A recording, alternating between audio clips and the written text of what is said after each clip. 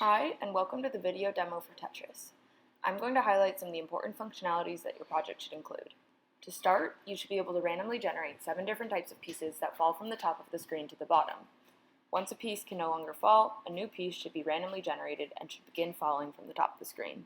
Pieces can no longer fall once they reach the bottom of the screen or hit the top of another piece. Pieces should not move through or overlap other pieces when falling or moving. In order to achieve minimum functionality, a number of keyboard actions are required.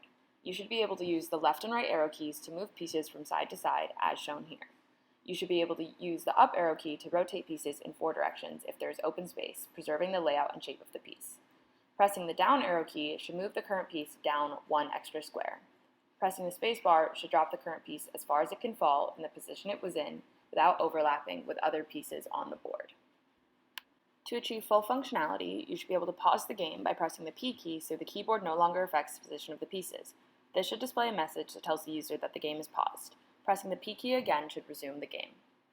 Your Tetris should also be able to handle clearing lines to achieve minimum functionality. This means that once a line is completely full, it should be cleared so all blocks in it disappear and all the rows above it should move down correspondingly, graphically and logically. Subsequent pieces should not float on air after a line has been cleared. You should also be able to handle clearing multiple lines at the same time.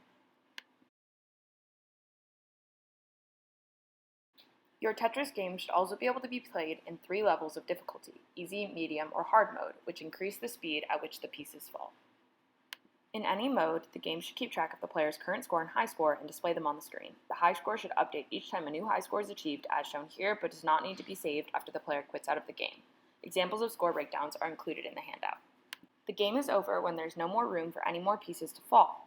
For full functionality, a game over label should be displayed and all timeline and keyboard movements should be suspended. Pieces should stop being generated when the game is over. In our demo, the last piece that falls overlaps the piece before a little bit, and that's okay, but is only allowed when the game is over. Finally, your Tetris should have a restart button that starts the game over at any point and a quit button that exits the game. All of these requirements for minimum and full functionality are outlined in the handout. Good luck!